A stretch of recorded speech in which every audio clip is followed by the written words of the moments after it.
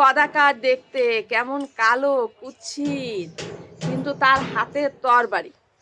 সে কি করছে, একটা বৃষ মানে কি বলেন দেখি, আমি বহুবার বলি, ষাঁড়, বৃষকে ওই আঘাত করছে।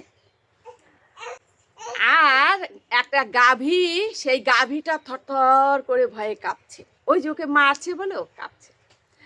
আর যে বৃষটাকে আঘাত করা হচ্ছে তার একটা মাত্র চরণ, মানে পা, আর কিন্তু পা নেই। তখন পরীক্ষিত মহারাজের ভীষণ মনটা খারাপ হয়ে গেল। কিরে, আমার রাজ্যে এমন কাজ হতেই পারে না, কারণ উনি ধার্মিক রাজা, ওনার রাজ্যে কোনো অনাচার হবে না। বলছি, আর ওই চরণে হাত দেওয়ার কথাটা বলার জন্য কিন্তু আমার এত কথা বলা। সাধুর চরণ আমরা কেন স্পর্শ করবো না, সাধুরা কেন চরণে স্পর্শ করতে দেয় না, এইটুক বলার জন্য এত কথা। তো একটা চরণে দাঁড়িয়ে আছে, তার আর চরণ নাই, 3 পা নাই। তখন আঘাত করছে, আঘাত করলে পরীক্ষিত মহারাজ দাঁড়িয়ে গিয়েছে। উনি বলছে, কে রে পাপিষ্ঠ দুরাচার, থাম, আমার রাজ্যে এমন অনাচার হতে আমি দেব না। কে তুই? তুই কেন এই বৃষকে আঘাত করছিস? তখন ওই কুৎসিত লোকটা হেসে দিয়েছে, এখন অট্ট হাসি দিয়েছে, বলছে, পরীক্ষিত মহারাজ আমাকে চেনেন না, আমি হচ্ছি কলি মহারাজ। আমার আগমন ঘটবে এই যুগের পরে, মানে দাপর যুগ শেষ হলেই কলি যুগে হচ্ছে ওনার আগমন হবে। আমি হচ্ছি কলি মহারাজ। আর এই যে যে বৃষকে দেখতে পাচ্ছেন, এই বৃষর 3 পদ নাই, মানে 3 পা নাই, 1 পা আছে। অর্থাৎ কলিযুগে 1 পাত ধর্ম থাকবে, 3 পাত নষ্ট হয়ে যাবে। সত্য যুগে 4 পাত ধর্ম ছিল। সত্য যুগে কোনো মিথ্যা ছিল না, কলহ ছিল না, চুরি ছিল না, ছিনতাই ছিল না। সত্য যুগের মানুষ সরাসরি স্বর্গে চলে যেতে পারত, তার কত ক্ষমতা, পুণ্য বলে। এই কলিযুগের মানুষও সেই পুণ্য অর্জন করতে পারে, কিন্তু তুমিও পারবা। কিভাবে?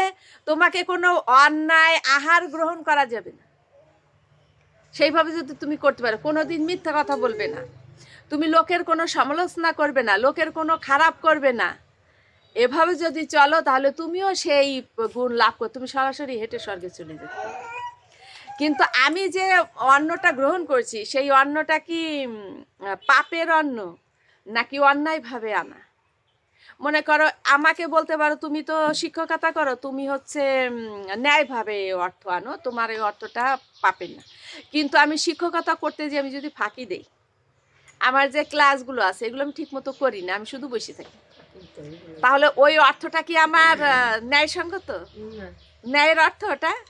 ওই অর্থ আমি খেলে তো পাপী হব, যাকে খাওয়াবো সেও পাপী হবে। এই জন্য কর্মে ফাঁকি দেওয়া উচিত নয়। আমরা কিন্তু কর্মে ফাঁকি দেওয়ার জন্য বিশাল ওস্তাদ, তাই না?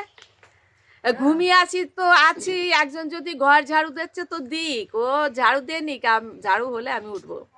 কর্মকে ফাঁকি দিচ্ছি না, কিন্তু আমার কর্ম কোনটা, সেই কর্মটা আমাকে ঠিক করতে হবে, তাহলে কিন্তু আমি অন্যায় করছি না।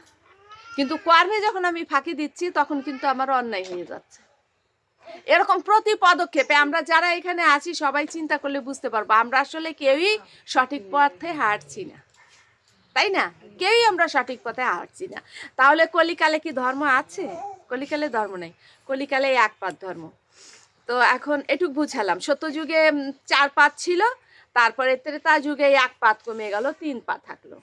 তারপরে হচ্ছে দাপর যুগে 2 পাত কমে গেল, থাকলো হচ্ছে কিভাবে, সত্য, ত্রেতা, দাপর, মানে এইভাবে কমতে কমতে কলি যুগে এখন এসে আছে 1 পা, মানে কমে গেছে।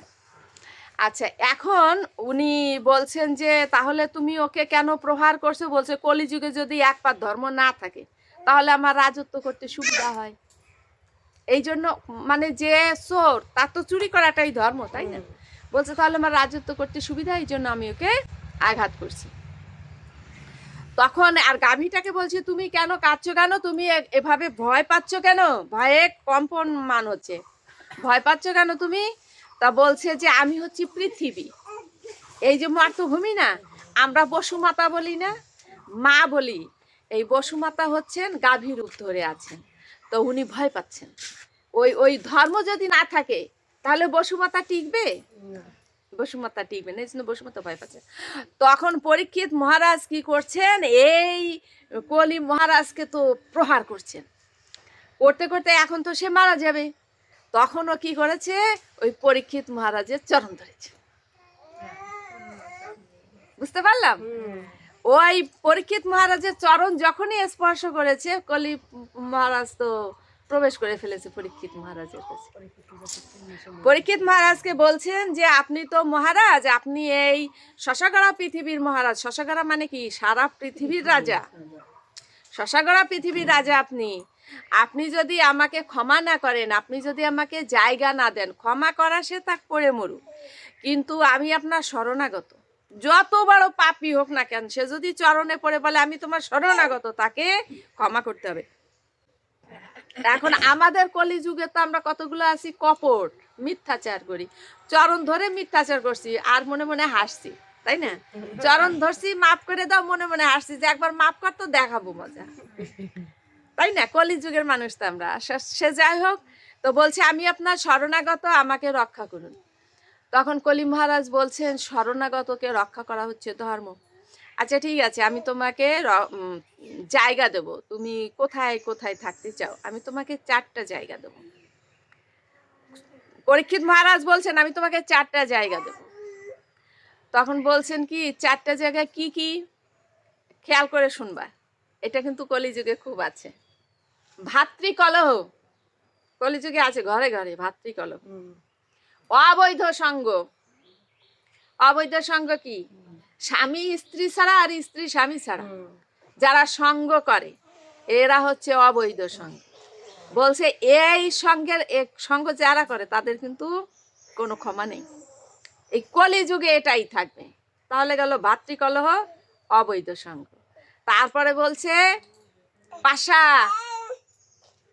জুয়া খেলে না টাকা দিয়ে, ঘরে ঘরে খেলছে, কিন্তু টাকা দিয়ে লুডো খেলছে, টাকা দিয়ে তাস খেলছে। এগুলো কি? কলি মহারাজ বলছেন যেখানে তাস সেখানে আমার বাস, বলেই দিয়েছে তখন। তাহলে এই তাস পাশা যেখানে সেখানে আমার বাসা। আচ্ছা যাই হোক, তো দিল, তাই তো। তারপরে বলছে কি, আর একটা কি বললো, আর একটা কি বললো, হচ্ছে কি বলেছে, ভাতৃকলহ, অবৈধ সঙ্গ, না ওটা পরে, ওটা পরে। তারপরে হচ্ছে আর একটা, যাই হোক মনে আসছে না, ওই এত দূর থেকে আস্তে আস্তে ভুলে গেছি, মনে পড়লে আবার বলবো। তখন 4টা জায়গায় এখন ওই কলি মহারাজ চিন্তা করছে 4টা জায়গায় এই পরীক্ষিত মহারাজের রাজ্যে নাই। পরীক্ষিত মহারাজ এত ধার্মিক, তার রাজ্যে এই 4টা জায়গা নাই। তাস নাই, পাশা নাই, জুয়া নাই, তারপরে ভাতৃকলহ নাই, অবৈধ সঙ্গও নাই। তখন বলছে মহারাজ হচ্ছে এই 4টা তো আপনার রাজ্যে নাই, তাহলে আমি আর একটা জায়গা আপনার কাছে চেয়ে নিচ্ছি। তো বলছে কি? বলছে সম্পদ। সম্পদ মানেই সোনা। সোনা আর সম্পদ এক। হ্যাঁ, ওই যখনই বলছে তথাস্থ অর্থাৎ হবে, সঙ্গে সঙ্গে ওনার মাথায় ছিল সোনার মুকুট। এই মুকুটটা আবার কোন রাজা নিয়ে আসছিল যুদ্ধ করে, ন্যায়ভাবে আনে নাই। সেই মুকুটটা এত সুন্দর, তার রাজা পরীক্ষিত ওটা উনি পছন্দ করে উনি ওটা মাথায় পড়েছিলেন। সঙ্গে সঙ্গে কলি মহারাজ কি করেছেন, ওই মুকুটের পরে যে বসে পড়েছে অদৃশ্যভাবে, উনি তো আর জানে না। তো বলার সঙ্গে সঙ্গে কলি মহারাজ অদৃশ্য হয়ে গেল, বৃষ অদৃশ্য হয়ে গেল, গাভীও অদৃশ্য হয়ে গেল। আমি কিন্তু গীতার একটা শ্লোক বলে এই পর্যন্ত চলে আসছি, ব্যস্ত তো। আচ্ছা যাই হোক, দয়াময়। তারপরে বসছে তো, এখন উনি ঘোড়ায় চড়ে, ওই পরীক্ষিত মহারাজ চাবুকটা হাতে করে ছুটছে। বলছে শোনো শোনো শোনো নগরবাসী, তোমরা সাবধান সাবধান, কেউ যেন ভাতৃকলহ, অবৈধ সঙ্গ, তাস পাশা, জুয়া ইত্যাদি খেলবে না, তাহলে কলি প্রবেশ করবে। কলি তো বসে কলি তো জায়গা পেয়ে কলি তো হাসছে, যেখানে ঢোকার কথা সেখানে আমি ঢুকে পড়েছি, তাই না? তোমার ঘরে যদি অপরাধী ঢুকে বসে থাকে আর তুমি যদি সারা দুনিয়া বেরো অপরাধী খুঁজে বেড়াও, পাবা? তোমার ঘরেই তো বসে আছে অপরাধী। এখন এই বলতে বলতে ওই সারা রাজ্যে ওনার খবর দিতে হবে, ঘুরতে ঘুরতে ঘুরতে ঘুরতে কলি তো বসে আছে, এখন তো ওনারে তালাব। এখন তো ওনার পিপাসা পেয়েছে, ভীষণ পিপাসা পেয়েছে, রৌদ্র তাপে ও একেবারে আকণ্ঠ পিপাসা, মানে পেলে যেন এক কলসি জল সেই একাই পান করতে পারবে এরকম। এখন ওই এই ঘুরতে ঘুরতে কোথায় চলে গেছে, সৌমিক মুনি ঋষি আশ্রমে চলে গেছে। সৌমিক মুনি বসে বসে ধ্যান করছেন, এমন ধ্যান করছেন, আমাদের মতো ধ্যান নাকি, এসে ডাক দিলে তো আমরা সাড়া দিই। পুজোর ঘরে বসে পুজো করলে সাড়া দিতে হয় না, বের হতে হয় না, আর তাকে ডাকতেও হয় না। ভগবানের জপ তপ করলে ডাকতে হয় না, আর ডাকলে সাড়া দিতে হয় না। আর আমরা কি করি, মালা জপ করি আর ঝগড়া করি। ঝগড়া শুনি সেটা তো আলাদা বিষয়, আমরা বা ঝগড়া করিও। এমনি মালা জপ করছি আর ঝগড়া করছি, উত্তর দিচ্ছি। তো আসলে এটা হচ্ছে পুণ্য থেকে কি হয়, পাপ হয় বেশি। তাই এখন বলছেন কি যে আমার ভীষণ পিপাসা পেয়েছে, আমায় 1 গ্লাস জল দিন। এখন তো উনি তো ধ্যানে, উনি কি শুনবে? ওনার তো মন প্রাণ ভগবানের সমর্পণ করে দিয়ে উনি হচ্ছে জপ করছেন ভগবানের। আমায় জল দিন, আমার ভীষণ পিপাসা পেয়েছে, সাড়া নাই। আবার বলছে আপনি শুনতে পাচ্ছেন না, আমি শশাকারা পৃথিবীর রাজা, আমাকে মান্য করছেন না। কিন্তু এই কথা উনি আগে বলতেন না, এখন বলছেন কেন, কলিতে ওনাকে টালাচ্ছে। আমরা আছি অনেকে যে এই চিনিস আমাকে, আমি এই জমিদার কি এই অফিসার কি এই পণ্ডিত, আমার ঘরে এত ধান আছে, আমার ঘরে এত টাকা আছে, আমরা কিন্তু সঙ্গে সঙ্গে বলে দেই। তার মানে কি কলি আমার পর বসে আছে? বাবা বাবা, হ্যাঁ। তা এখন বলছে আমি শশাকারা পৃথিবীর রাজা, আমার ডাক শুনছো না? তাও শুনছে না, ভীষণ মেজাজটা গরম হয়েছে। বাগানে যে এক বাড়ি দিয়ে একটা সাপ মেরে এনে গলায় ঝুলিয়ে দিয়েছে। ভালো কাজ করছে না? যেমন মজা। আমরা আবার কি করি দেখুন, একজন যদি অ্যাক্সিডেন্টে পা ভেঙে চোর, ভালো মজা হয়েছে, ভালো হয়েছে, আচ্ছা মতো বিচার হয়েছে, এসব বলি না আমরা। এগুলোও কিন্তু কলির জন্য বলি, এগুলো বলা ঠিক না। এখন কি করেছে, সাপ ঝুলিয়ে দিয়ে উনি চলে গিয়েছে, ওনার তো আর হুঁশ নাই। চলে যাবার পরে ওই শ্রমিক ঋষির সন্তান, ঋষি পুত্র, 12 বছর না 10 বছর বয়স না 7-8 বছর, এতটা খেয়াল নাই, উনি দূরে খেলাধুলা করছে ঋষি বালকদের সঙ্গে। ওই ঋষি বালকরা কেউ একজন বলছে শৃঙ্গি, তার নাম হচ্ছে শৃঙ্গি। বড় বড় আসরে জিজ্ঞাসা করবেন কোন মুনির অভিশাপে পরীক্ষিত মহারাজের 7 দিনের দিন মৃত্যু হলো। এগুলো ভাগবতের কাহিনী কি আমরা জানি না, গীতার কাহিনী কি আমরা অনেকে জানি না, এগুলো জানতে হয়। বলছে শৃঙ্গি, দেখ তোর বাবার গলায় কে মরা সর্প ঝুলিয়ে দিয়েছে। সর্প মানে কি, সাপ। কি মানে মেঘের মতো গর্জন করে উঠছে, আমার পিতার গলায় যে মরা সর্প ঝুলিয়ে দিয়েছে, মৃত সর্প ঝুলিয়ে দিয়েছে, 7 দিনের দিন তার তক্ষক সর্পের দংশনে মৃত্যু হবে। মেঘের মতো গর্জন করে উঠছে, ওই মেঘের গর্জনে সৌমিক ঋষির ধ্যান ভেঙে গিয়েছে। কি পুত্র, তুমি কি করলে?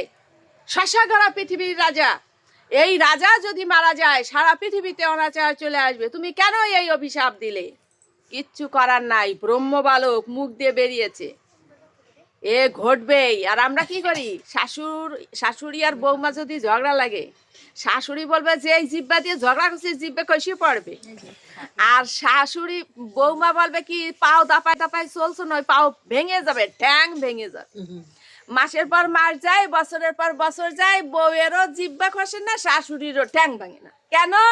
এই জিহবার অভিশাপ খাটে না, তাই না? এই জিহবার অভিশাপ খাটার মতো সেরকম কাজ করতে হয়। এই জন্য সাধু বৈষ্ণব যারা, তাদের কখনো রাগাতে নাই, কারণ আমি বললে খাটবে না।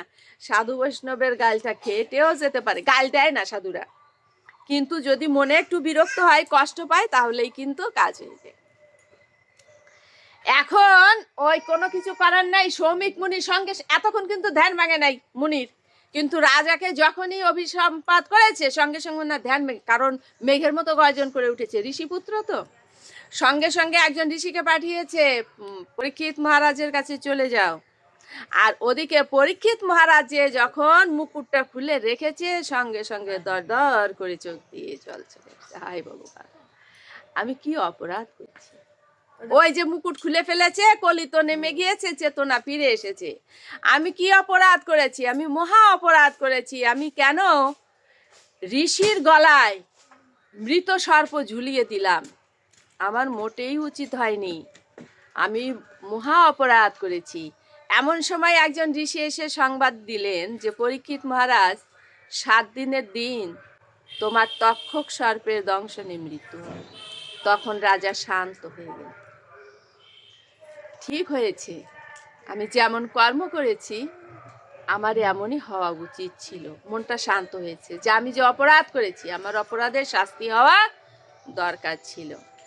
উনি তখন সঙ্গে সঙ্গে কি করলেন, সব রাজবেশ পরিত্যাগ করলেন। রাজবেশ পরিত্যাগ করে ওনার পুত্র ছিল জন্মজয়।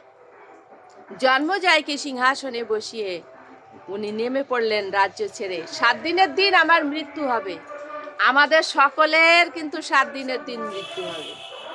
7টা দিন না, শুক্র শনি রবি সোম মঙ্গল বুধ বৃহস্পতি, 7 দিনের ভিতরেই আমাদের মৃত্যু হবে। তাহলে 7 দিনের দিন মৃত্যু হবে না? আমরা পূর্বপুরুষ থেকে এটা বহন করে আসছি। তখন পরীক্ষিত মহারাজ বলছেন যে আমি তো 7 দিনের দিন মৃত্যুবরণ করব, এই সময় আমার করণীয় কি? কে আমার এই প্রশ্নের উত্তর দেবে? এই বলতে বলতে উনি গঙ্গার ঘাটে যেয়ে বসলেন। কিভাবে বসলেন? এভাবে পায়ে বসনে বসলেন। বসে বলছেন যে আমার করণীয় কি? হে ভগবান, তুমি আমায় বলে দাও আমার করণীয়টা কি? তখন রাজ্যে যত সাধু মুনি ঋষি ছিল পিঁপড়া শাড়ির মতো সব গঙ্গা তটে এসে বসে গেল। পরীক্ষিত মহারাজ বলছেন, আমার রাজ্যে এত সাধু পুরুষ ছিলেন, এত ঋষিমুনি ছিলেন, আমি তো জানতাম না। তাহলে পরীক্ষিত মহারাজ কেমন মহারাজ ছিলেন? সাধু মুনি ঋষি হাজারে হাজারে লাখে লাখে গঙ্গার তট ভরে গিয়েছে। সকলের কাছে জিজ্ঞাসা করছেন পরীক্ষিত মহারাজ, আপনারা বলে দিন 7 দিনের দিন আমার মৃত্যু হবে, আমাদের করণীয় কি? আমাদেরও প্রত্যেকের মনে এই প্রশ্ন থাকা উচিত, 7 দিনের দিন আমারও মৃত্যু হবে, আমার করণীয় কি?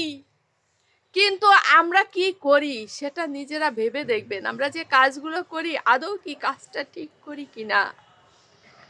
তখন একজন মুনি দাঁড়িয়ে বললেন, পরীক্ষিত মহারাজ, আপনার করণীয় হচ্ছে 7 দিন ভাগবত শ্রবণ করা। 7 দিন ভাগবত শ্রবণ করবেন পরীক্ষিত মহারাজ। 7 দিন তার কোনো খাওয়া না, পয় বসনে বসেছেন, নাওয়া খাওয়া মানে আহার নিদ্রা সমস্ত ত্যাগ করে উনি 7 দিন ভাগবত শ্রবণ করবেন। আমরা কি 7 দিন খাওয়া বন্ধ দিয়ে ভাগবত শ্রবণ করতে পারি? আপনাদের যদি বলা হয় যে আপনারা যেদিন ভাগবত শ্রবণ করতে আসবেন সেদিন সাত্বিক আহার গ্রহণ করে আসবেন, নিরামিষ সেবা করে আসবেন, ডাল নিরামিষ গ্রহণ করবেন, এটাও কিন্তু সকলে পারে। কেন পারবে না? পরপর কতদিন আর ডাল নিরামিষ খাওয়া যায় বলো? আর মুখে রুচি হচ্ছে না, তাই না? বরঞ্চ আমরা আমিষ খাওয়ার জন্য অনেক পাড়াপাড়ি করি, অনেক অবৈধ কাজও করি, মানে অন্যায় কাজ করেও আমরা আমিষটাকে গ্রহণ করি। এত স্বাদ। কেন স্বাদ জানেন? পেঁয়াজ রসুনের অনেক স্বাদ। বলছে পেঁয়াজ রসুনের আর স্বাদ কেন জানো? পেঁয়াজ রসুন খাওয়া নিষেধ কেন জানো? পেঁয়াজ রসুন হচ্ছে রাহু। রাহু একটা অসুর আছে। এই রাহু যে রক্ত, সেই রক্ত থেকে পেঁয়াজ রসুনের জন্ম। এই কারণে অসুরের রক্ত থেকে জন্ম বলে পেঁয়াজ রসুন খাওয়া সনাতন ধর্মে নিষেধ। এত স্বাদ কেন? বলছে এই রাহু উনি কি করেছিলেন, ওই যে দেবতারা অমৃত পান করবে বলে অমৃত নিয়ে আসছিল, দেবতারা যখন অমৃত উদ্ধার করলো সাগর মন্থন করে, সেই অমৃতের ভাণ্ডটা ভগবান স্বয়ং কি করবেন, দেবতাদের মাঝে বিলি করবেন। অসুররা জেনে গেল যে এই অমৃত শুধু দেবতারাই পাবে, আমরা পাবো না। তখন রাহু কি করলো, একটা দেবতার রূপ ধরলো। কার? চন্দ্র দেবতার রূপ ধরলো। ধরে সে কি করলো, ওই প্রথমে ভগবান দেয়া শুরু করেছে, তো প্রথমে হাত পেতে নিয়েই কি করেছে, উনি গলদকরণ করেছে। এ পর্যন্ত চলে আসছে। সঙ্গে সঙ্গে বলে দিয়েছিল কি বৃহস্পতি বা কেউ, ভগবান ও তো চন্দ্র নয়, ও অসুর রাহু চন্দ্রের রূপ ধরেছে। সঙ্গে সঙ্গে ভগবান সুদর্শন চক্র দিয়ে ওর মাথাটা কেটে দিয়েছে। তখন ওই মাথা উড়ে যাচ্ছে, এইটুকু তো অমৃত চলে আসছে, এই জন্য এইটুকু অমৃত, মানে সে অমর হয়ে গেল, আর সে মারা যাবে না, এইটুকু অমৃত। গলাটা যখন কেটে দিল, সেই মস্তকটা উড়ে চলে গেল, ওই যেখানে যেখানে পড়তে পড়তে গেল সেখানে সেখানে পেঁয়াজ রসুনের জন্ম হলো। এই কারণে পেঁয়াজ রসুনের এত স্বাদ। এজন্য আমাদের পেঁয়াজ রসুন গ্রহণ করা নিষেধ, অসুরের রক্ত ওটা। এখন এই যে এক কথার ভিতর আর এক কথায় চলে গেছি, এই যে রাহু, এই রাহু তখন ভীষণ রেগে গেল, চন্দ্র তোর জন্য আমি অমৃত পান করতে পারলাম না, আমি গ্রহণে গ্রহণে তোকে কি করব, গ্রাস করব। এই জন্য চন্দ্রগ্রহণ সূর্যগ্রহণের সময় গ্রাস করে, ওই সেই রাত। আচ্ছা যাই হোক, এখন চন্দ্রগ্রহণের সময় আমাদের কেন খাওয়া দাওয়া করতে নাই, কেন আমরা জল পানও করা উচিত নয় গ্রহণের সময়, কেন? তখন ওই পৃথিবীর সঙ্গে, ওই গ্রহের সঙ্গে আর ওই রাহুর সঙ্গে কি হয়, টানা হেঁচড়া চলে। তাই একজন এমন বিপদাপন্ন অবস্থায় আছে, আমি তো সেই চন্দ্রের আলো ভোগ করছি, আমি সূর্যের আলো ভোগ করছি, আমি পৃথিবীতে বাস করি, তাহলে আমার যিনি পালনকর্তা, যিনি আমায় পালন করছেন, তিনি বিপদে পড়ছেন আর আমি বসে বসে আরামে খাচ্ছি, এটা কি হবে? এই কারণে সূর্যগ্রহণ চন্দ্রগ্রহণের সময় খেতে নেই। এমনকি ঘরে যত খাবার দাবার থাকে, যেমন চালের ড্রাম, আটার ড্রাম, এইগুলোতে কি করতে হয়, জলের কলসিতে তুলসী পত্র দিয়ে রাখতে হয়। আর হাঁড়িতে যে খাবারগুলো থাকে রান্না করা, সেগুলো ফেলে দিয়ে ধুয়ে মুছে নতুন করে আবার রান্না করতে হয়। আর চন্দ্রগ্রহণ সূর্যগ্রহণ যখন শেষের পথে যায় তখন স্নান করতে হয়, তখন স্নান করলে অনেক পুণ্য লাভ হয়। তাহলে এই হচ্ছে আমাদের কাহিনী। এখন ওই কি হলো, সেই পরীক্ষিত মহারাজ উনি বসে আছেন, কি করা উচিত, বললেন যে তোমার ভাগবত শ্রবণ করা উচিত। দেখেছেন কোন কথা থেকে কোন কথায় চলে গিয়েছি, সাত্বিক আহার গ্রহণ করতে হবে কেন, সেইটুকু বলতে যে কতটা বলে আসলাম। তো বলছেন যে 7 দিন তো তুমি শ্রবণ করবা, আমি তো মৃত্যুবরণ করবো, আমার একটা দায় আছে, তাই না? আমি মৃত্যুবরণ করবো, সারা জীবন কি করেছি না করেছি, এখন আমাকে ভগবানের কথা শ্রবণ করতে হবে, তাহলে আমার সমস্ত পাপ মাপ হয়ে যাবে। কিন্তু বলবে কি, সে কি আহার নিদ্রা ত্যাগ করে 7 দিন একাধারে ভাগবত বলবে? বক্তাটা কি? তখন মুনি ঋষিরা বললেন যে বক্তায় একজন আছে, সে হচ্ছে শুকদেব গোস্বামী। শুকদেব গোস্বামী এই পৃথিবীর মায়ায় জড়াই নেই। এখন আবার আমাকে আর এক কাহিনীতে যেতে হবে। শুকদেব গোস্বামী মাতৃগর্ভে ছিল, তার আগেবার আর একটা কাহিনী আছে, সেটা আর বলার সময় নেই। মাতৃগর্ভে আছে, ভূমিষ্ঠ হবে না। বারবার করে ব্যাসদেব ওনার পিতা বলছেন যে শুকদেব গোস্বামী তুমি কেন ভূমিষ্ঠ হচ্ছ না, মায়ের অনেক কষ্ট হচ্ছে, ভূমিষ্ঠ হও। বলছে না, এই পৃথিবী হচ্ছে মায়ার সংসার, এই পৃথিবীতে আমি যখনই ভূমিষ্ঠ হব তখনই আমাকে মায়ায় আচ্ছন্ন করবে, আমি ভগবানকে ভুলে যাব, তাই আমি এই পৃথিবীতে ভূমিষ্ঠ হব না। বলছেন তোমার মা মারা যাবেন যদি তুমি ভূমিষ্ঠ না হও। বলছেন আমি ভূমিষ্ঠ হব একটা শর্তে, পৃথিবীকে মায়া শূন্য করে দিতে হবে, তাহলে আমি পৃথিবীতে ভূমিষ্ঠ হব, না হলে পৃথিবীতে ভূমিষ্ঠ হব না। এটা অসম্ভব, পৃথিবী মায়ার জগৎ, পৃথিবীকে কখনোই মায়া শূন্য করা যাবে না। ব্যাসদেব ভগবানের সঙ্গে কথোপকথন করছেন, কি করে সম্ভব? বলছে একটা মহিষের শিঙে একটা সরিষা রাখলে যতটুকু সময় দাঁড়াবে ততটুকু সময় পৃথিবীকে মায়া শূন্য করে দেওয়া হবে, সঙ্গে সঙ্গে শুকদেব গোস্বামী ভূমিষ্ঠ হবেন। বলে দেওয়া হলো, শুকদেব গোস্বামী ভূমিষ্ঠ হলেন। 16 বছর মাতৃগর্ভে ছিলেন, 16 বছর। ভূমিষ্ঠ হওয়ার সঙ্গে সঙ্গে কি করলেন, 16 বছরের যুবক হয়ে গিয়েছেন। কোনো তো মায়া নাই, কিচ্ছু বোঝেন না, খাওয়া দাওয়া নাওয়া কিছুই বোঝেন না, একেবারে উলঙ্গ অবস্থায় শ্রীহরি শ্রীহরি বলতে বলতে উনি কি করলেন, একেবারে চলে গেলেন, বের হয়ে চলে যাচ্ছেন। আর বাবা পিছনে পিছনে যাচ্ছে, ওহে পুত্র ওহে পুত্র, কোথাকার বাবা কোথাকার পুত্র কি কিচ্ছু বোঝে না, তার পৃথিবীর মায়া তো ধরে নাই। তখন যাচ্ছেন, চলছেন, চলতে চলতে দেখছে একটা সরোবর, সরোবরে ওই স্বর্গের পরীরা এসে জলকেলি করছে, আমরা তোমরা দেখতে পারবো না, কিন্তু ওনারা দেখতে পারবে। জলকেলি করছেন, ওনাদের অঙ্গে কাপড় চোপড় নাই, আনন্দ করছে সব। এখন এই অপ্সরীরা যখন আনন্দ করছেন তখন ওই শুকদেব গোস্বামী আগে আগে যাচ্ছেন, ওনারা ওনাদের মতো জলকেলি করছেন। তার পিছনে যখন ব্যাসদেব গিয়েছেন তখন ওনারা তাড়াতাড়ি করে কি করছেন, সেই কাপড় চোপড়গুলো দিয়ে অঙ্গ ঢাকছেন।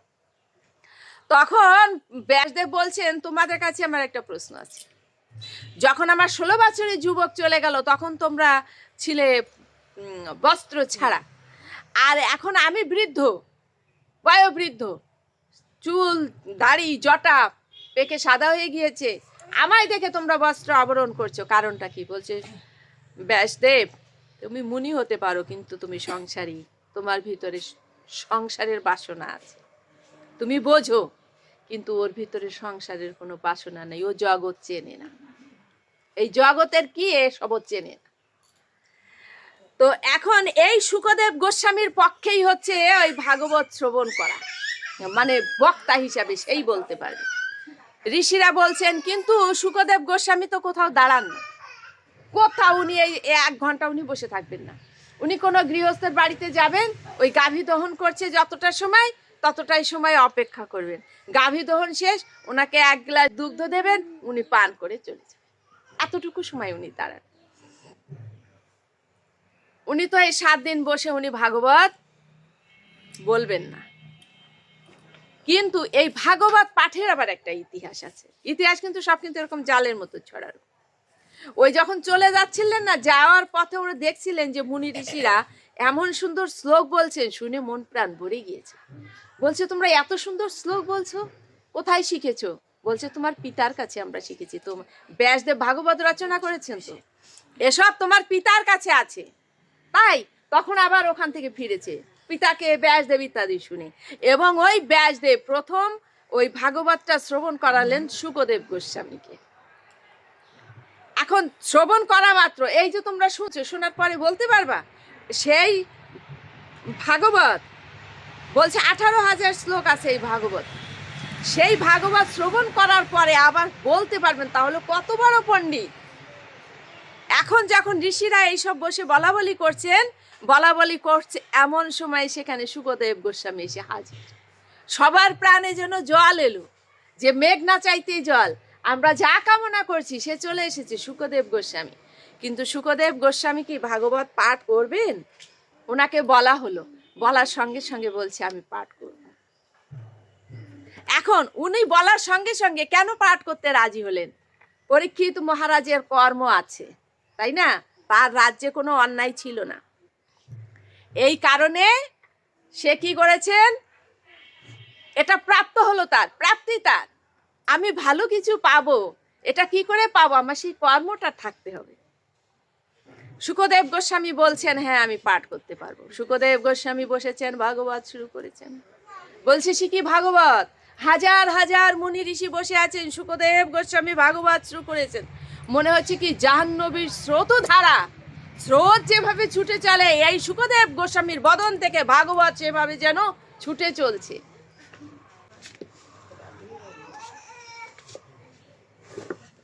এখন শুকদেব গোস্বামী বলছেন আমি ভাগবত পাঠ করব, কিন্তু আমার একটা শর্ত আছে। কি? বলছে এই ভাগবত ধরে রাখতে হবে। শ্রুতিধর কে আছে এমন, মানে এটা শ্রবণ করার পরে পুরোটাই মনে রাখতে হবে, এবং পরবর্তীতে কলিযুগের জন্য এটা কি করতে হবে, নৈমিষারণ্যে 60,000 মুনি ঋষির সামনে এটা প্রকাশ করতে হবে। মুনি ঋষিরা না হলে এগুলো প্রচার করবে কে? ভাগবত কথা কি সবাই বলতে পারে? এই যে আসন, এই আসনটাকে কি আসন বলা হয়? ব্যাস আসন বলা হয়। এই আসনে ব্যাসদেব বসেছিলেন, এই আসনে শুকদেব গোস্বামী বসেছিলেন। তাহলে এই আসনে সবাই বসতে পারে না, যাকে তাকে বসানো যায় না। এই জন্য বলছেন যে এই আসনে সবাই বসতে পারবে না, আর সবাই এইভাবে শ্রুতিধর মনেও রাখতে পারবে না। বলছে কে মনে রাখতে পারে? অনেক বর্ষীয়সী, অনেক সাধু মুনি ঋষি মহা সবাই বসে আছে, কেউ হাত উত্তোলন করছে না, কারণ কেউ মনে রাখতে পারবে না, আর কেউ বলতেও পারবে না। বলছে অদূরে বসেছিল লোমস মুনির পুত্র সুত মুনি। সুত মুনি অল্প বয়সের এক বালক, উনি হাত উত্তোলন করেছেন, আমি পারবো। এই ভাগবত হয়ে যাচ্ছে পাঠ, 7 দিন পর্যন্ত পাঠ হলো। এই সুত মুনি শ্রবণ করে রাখলেন, ধরে রাখলেন। 60,000 বছর পরে নৈমিষারণ্যে 60,000 মুনি ঋষির মাধ্যমে সেই প্রচার করছেন সুত মুনি। ভাগবত বের করে পড়বেন, দেখবেন যে সুত মুনি বললেন, সুত মুনি বললেন, সুত মুনি বললেন। এরাও কিন্তু মানুষ, আমরাও মানুষ। আমরা কি মানুষ? বলছে মানুষ হওয়া এত সহজ নয়, বলছে 5টা গুণ যার ভিতরে থাকবে না সে মানুষ নয়। যদি তাই চিন্তা করি, এখানে আমরা কেউই মানুষ নই। চুরি করবে না, মিথ্যা বলবে না, হিংসা করবে না, পবিত্র থাকবে, সংযমী হবে। পবিত্র থাকার কথা যদি বলি, যে কয়বার টয়লেটে যাবেন সেই কয়বার স্নান করবেন। আছেন কেউ এখানে? হাত তুলুন। পারবো আমি।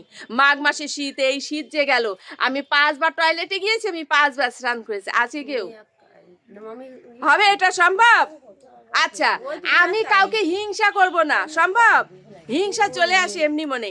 আমি মিথ্যা বলবো না, বা মিথ্যা বলতে হয়, না বললে হয় না। তাহলে আমরা কি কেউ মানুষ?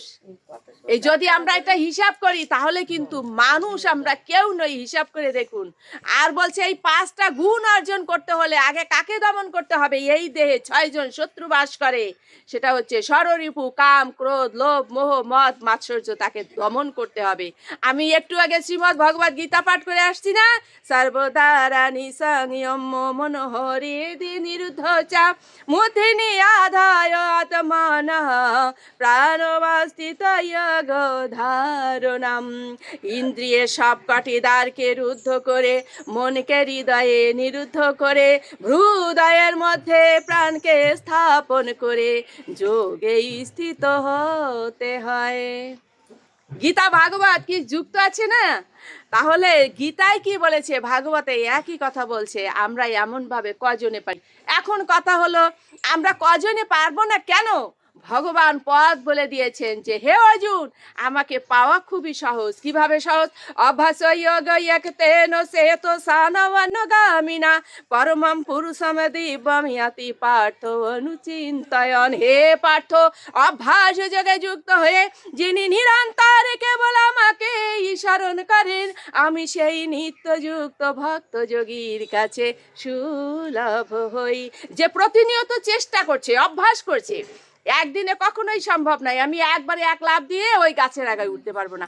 প্রতিনিয়ত চেষ্টা করছে। বলছে নিত্যযুক্ত, নিত্যযুক্ত। প্রতিটা ক্ষণ আমার সঙ্গে যে যুক্ত থাকে, নিরন্তর কেবল আমাকে স্মরণ করে। সে আর কিছু স্মরণ করবে না, শুধু ভগবানকে স্মরণ করবে। কেন? তাহলে আমি কাজ করবো না, আমি রান্না বান্না করবো না, আমি জমিতে যাব না, আমি যেখানে চাকরি করি সেখানে।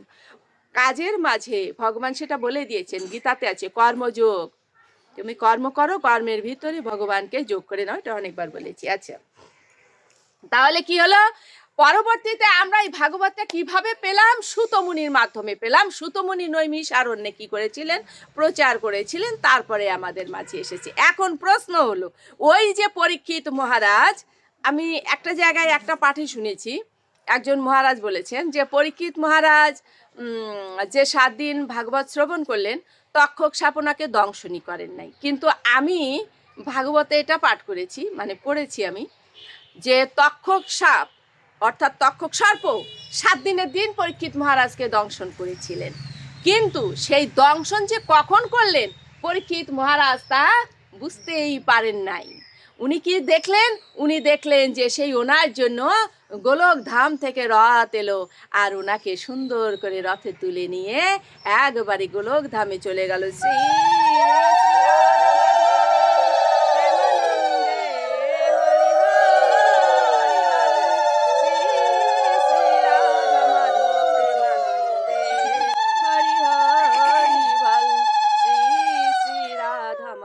প্রেমানন্দে হরি হরি বল। সুধী বৈষ্ণব ভক্তবৃন্দ, আপনারা দেখেছেন আমি আসলে অনেক দূর থেকে আসছি। এবার এটা বন্ধ করে দিই।